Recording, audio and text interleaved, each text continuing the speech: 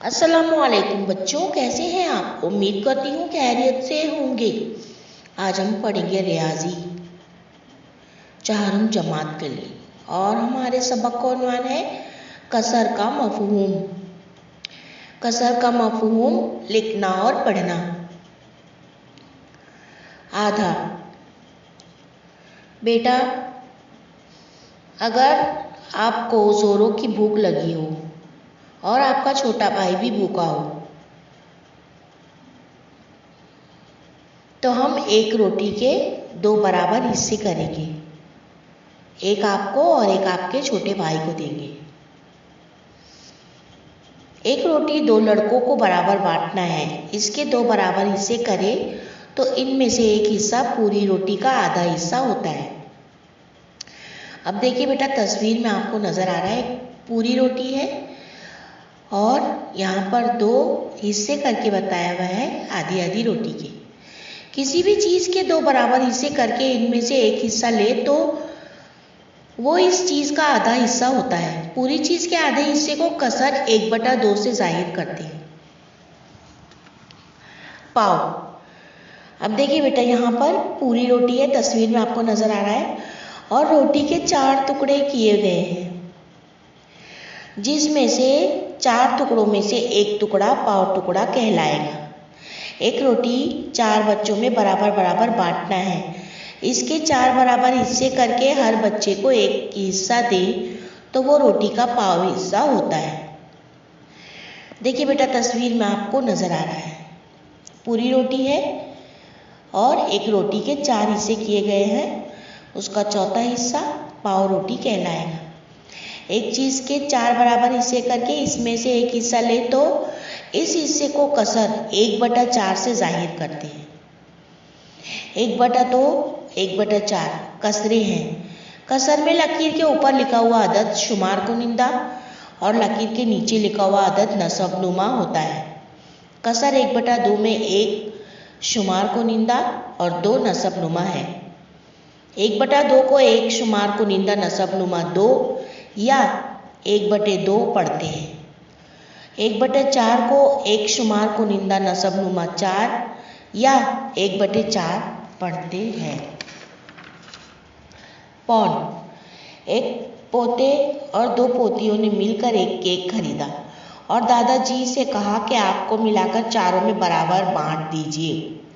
दादाजी ने इस केक के 4 बराबर हिस्से किए। इनमें से हर एक हिस्सा पाव केक था।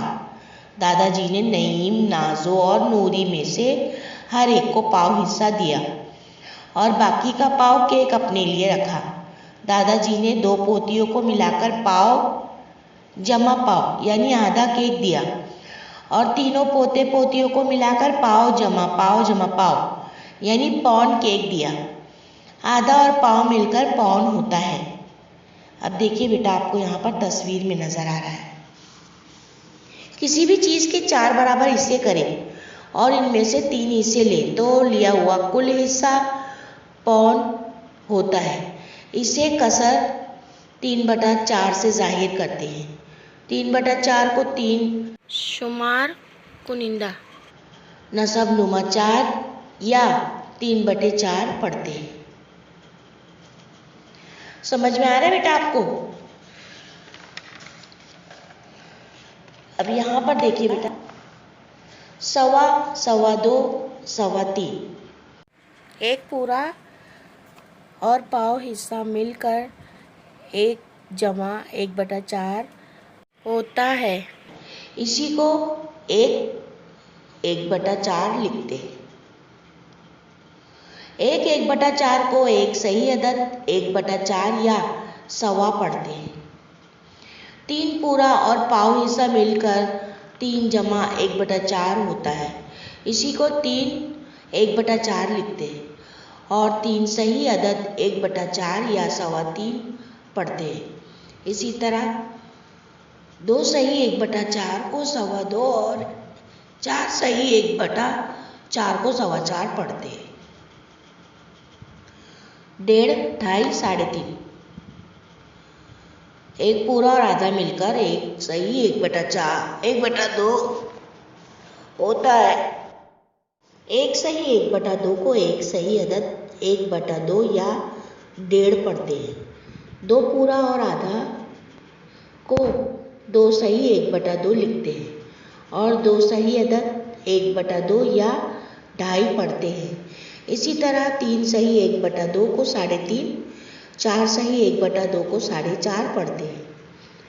2.25, 3.25, 4.25, एक पूरा और पौन को एक सही 3/4 लिखते हैं और एक अदद सही 3/4 या 2.25 पढ़ते हैं।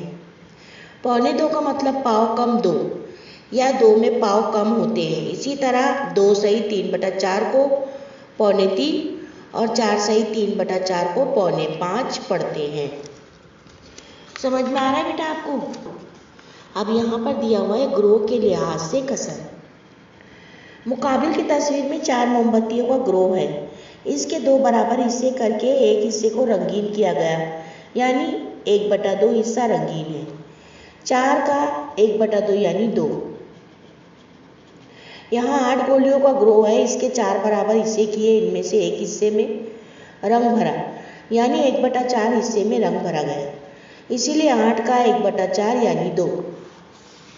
यहाँ 12 गेंदों का ग्रोह है। इसके 4 बराबर हिस्से किए, इनमें से 3 हिस्सों में रंग भरा, यानी 3/4 हिस्से में रंग भरा गया, इसीलिए 12 का 3/4 यानी 9।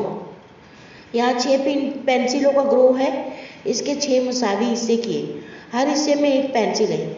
इसके 5 हिस्सों को रंगीन किया, इसलिए 6 का 5/4, 5/6 यानी 5। समझ में आया बेटा? अच्छा बच्चों, मैं उम्मीद करती हूँ आपको ये सबक अच्छी तरह समझ में आ गया होगा। अब हम फिर मिलेंगे अपने नए वीडियो के साथ। अल्लाह हाफिज़। Please subscribe the channel and press the bell icon.